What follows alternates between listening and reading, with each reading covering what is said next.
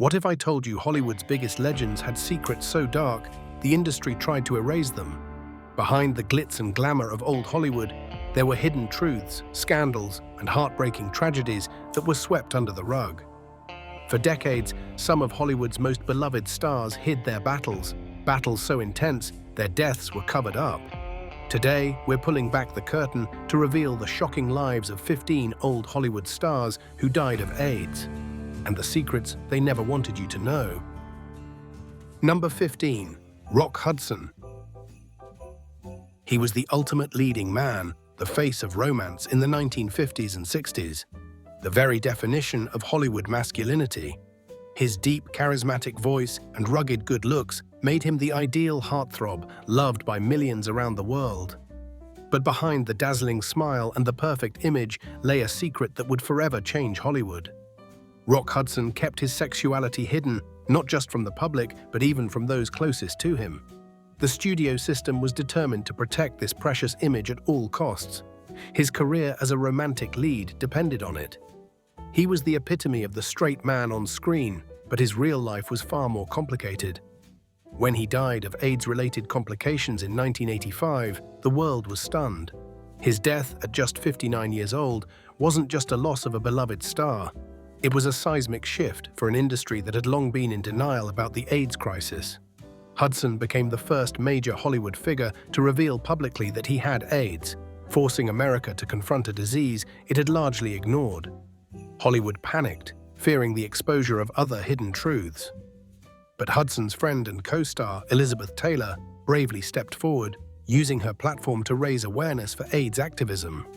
Hudson's death was more than the passing of a screen legend. It marked a turning point in both the fight against AIDS and the fight for the visibility of LGBTQ+ individuals in Hollywood. Number 14. Liberace. He dazzled audiences with his piano playing and extravagant costumes. Liberace was the highest-paid entertainer in the world during the 1950s and 60s. His flamboyant style was his trademark, yet he denied his sexuality to the very end. He sued publications that suggested he was gay and won. He created an image of himself as a ladies' man who simply hadn't found the right woman. But in 1987, AIDS claimed his life, and the truth about the man behind the candelabra finally emerged. His death certificate listed the cause as cardiac arrest due to cytomegalovirus pneumonia. But those close to him knew the real cause. Liberace was 67 when he died in his Palm Springs home. He left behind a legacy of musical excellence and showmanship that has never been matched. Number 13. Anthony Perkins. Best known for his chilling portrayal of Norman Bates in Alfred Hitchcock's Psycho, Anthony Perkins was the perfect example of the duality of Hollywood. To the public, he was a charming leading man, a husband and father who seemed to have it all. But behind the scenes, Perkins grappled with his sexuality, battling the expectations of the industry and the suffocating pressure to maintain the image of the ideal American family man. Perkins never came out during his lifetime. The stigma surrounding homosexuality in the film industry was too strong, and he struggled with his own identity in silence. In the early years of his career, Perkins sought therapy in a desperate attempt to cure his attraction to men, attempts that only left him feeling more isolated and broken. It wasn't until 1992, when Perkins died of AIDS-related pneumonia at the age of 60, that the truth about his secret life began to surface. Perkins kept his diagnosis hidden from almost everyone, fearing it would destroy his career and bring unwanted attention to his family. In his final statement, released after his death, Perkins shared how the stigma surrounding AIDS kept many from seeking help, and how that fear ultimately cost him his life.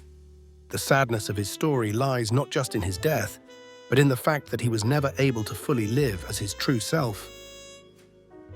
Number 12. Sylvester. The disco legend behind You Make Me Feel Mighty Real broke boundaries with his music and style. Sylvester James Jr. defied gender norms with his falsetto voice and androgynous appearance. He was openly gay at a time when few performers dared to be. His performances at San Francisco's legendary nightclubs made him an icon in the LGBTQ+ community. But in 1988, AIDS silenced his powerful voice, just a year after he lost his partner to the same disease. As his health declined, Sylvester continued to perform and advocate for AIDS awareness. He was 41 when he died. Before his death, he arranged for future royalties from his music to be donated to AIDS charities. His influence on dance music and queer representation in entertainment continues to this day. Number 11. Robert Reed. America knew him as Mike Brady, the picture-perfect dad from the Brady Bunch. For years, Robert Reed brought warmth, wisdom, and a steady hand into millions of living rooms. He played the role of the ideal father so convincingly that few ever suspected he was hiding a painful secret. Away from the cameras, Reed was a classically trained actor who often felt frustrated with the lightweight material he was given. But even bigger than his artistic struggles was the battle he waged in silence, his sexuality and his health. Reed kept both hidden until the very end. In 1992, he died at just 59 years old from AIDS-related colon cancer.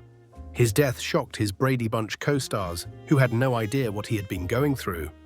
They remembered him not just as a professional actor, but as a real father figure, full of kindness and quiet dignity.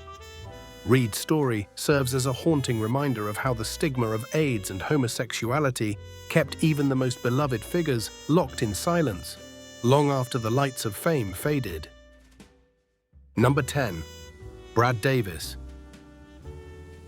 With his smoldering looks and raw emotional power, Brad Davis became a breakout star thanks to his unforgettable performance in Midnight Express. He even took home a Golden Globe for his work, and his later role in Querelle cemented his status as a fearless and magnetic talent. But behind the scenes, Davis was fighting demons that few knew about. The pressure to maintain a straight, clean-cut image in Hollywood took an enormous toll on him. Addiction crept into his life, and in the 1970s and early 80s, risky choices led to tragedy. In 1991, Davis died from AIDS-related complications at only 41 years old. His private battle hidden from the world until after his death. His wife later revealed that he had contracted HIV through drug use.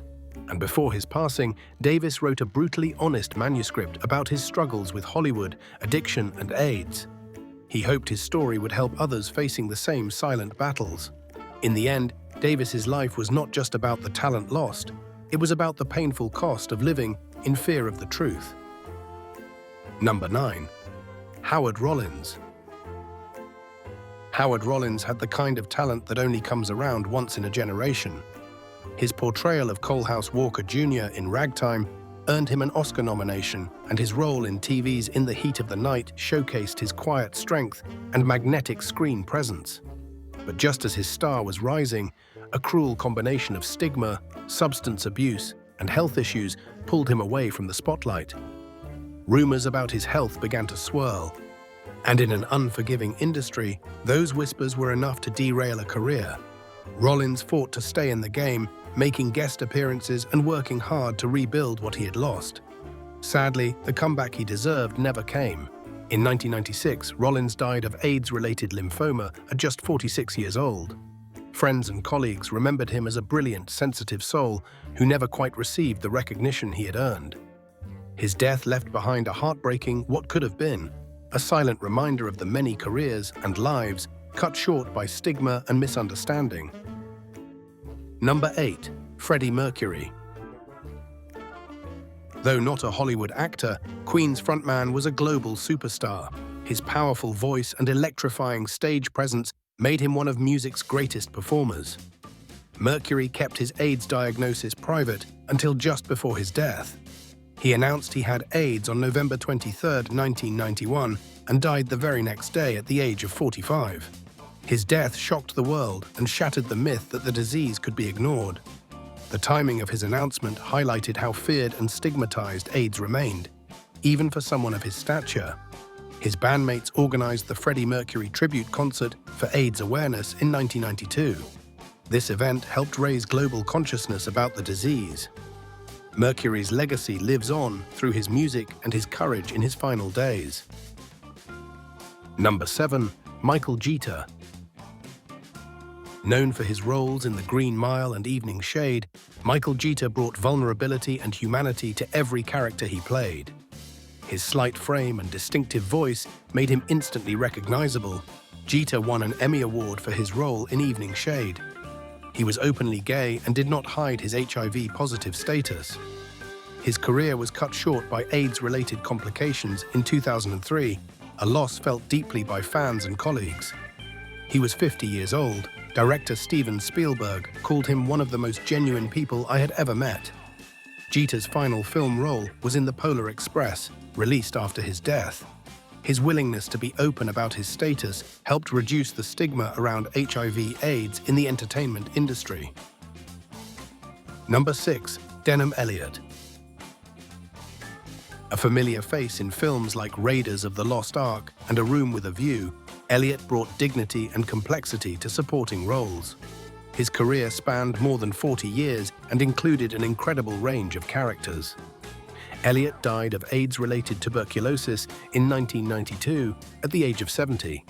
His private pain was masked by a lifetime of memorable performances. Elliott's wife Susan revealed his cause of death, breaking the silence that surrounded AIDS. He received a BAFTA award just months before his death. Director Steven Spielberg said Elliott was the most actory of actors who could play any part. His subtle performances continue to be studied by actors today. Number 5. Peter Allen.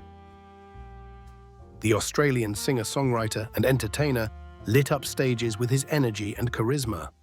Once married to Liza Minnelli, Allen wrote hits like I Honestly Love You and I Go to Rio. He was known for his exuberant stage presence and his skill at the piano. Allen lost his battle with AIDS in 1992 at the age of 48. His vibrant energy was dimmed by the disease that took so many creative talents. Allen continued performing almost until the end of his life. His musical The Boy from Oz later became a Broadway hit starring Hugh Jackman. Allen's openness about his sexuality helped pave the way for other artists. His songs continue to be recorded and performed decades after his death. Number 4. Tom Villard. A rising star known for My Girl and One Crazy Summer, Villard had a boyish charm that made him perfect for comedy roles. His career was taking off in the late 1980s when he began experiencing health problems. In a brave move, Villard came out as gay and HIV positive on Entertainment Tonight in 1994. He spoke openly about his condition at a time when doing so could end a career. Villard died of AIDS-related pneumonia later that same year. He was just 40 years old. His decision to go public about his status was intended to help others with HIV. Villard's courage in the face of certain backlash helped change attitudes in Hollywood about AIDS. Number 3. Gia Karangi. One of the world's first supermodels, Gia's beauty was legendary. Her face graced the covers of Vogue and Cosmopolitan. Photographers and designers were captivated by her raw energy and perfect features. However, the fashion industry's fast pace and her sudden fame led to struggles with addiction. These struggles eventually led to HIV infection through needle use. Her modeling career collapsed as her addiction worsened. Gia died of AIDS-related complications in 1986. She was just 26 years old. Her life was later portrayed by Angelina Jolie in a biographical film. Gia's story highlighted the dangers of addiction and the fashion industry's darker side. Her brief life and tragic death serve as a cautionary tale about fame's hidden costs. Number 2. Glenn Burke. The first openly gay Major League Baseball player, Burke was a man ahead of his time. He played for the Los Angeles Dodgers and Oakland Athletics in the late 1970s. Burke is credited with inventing the high five with teammate Dusty Baker. After his sports career ended, Burke spent time in Hollywood circles. But prejudice followed him, and opportunities dried up. He struggled with drug addiction and homelessness. Burke's post-sports life was cut short by AIDS in 1995. He was 42 years old. Before his death, he spoke openly about being gay in professional sports. They can't ever say now that a gay man can't play in the majors because I'm a gay man and I made it, he said. Number 1. Kevin Peter Hall. The actor behind The Predator's mask stood 7'2" tall, making him perfect for creature roles in Hollywood. His towering presence hid a gentle, vulnerable reality. Hall played the alien hunter in Predator and Predator 2. He also portrayed Harry in the television series Harry and the Hendersons.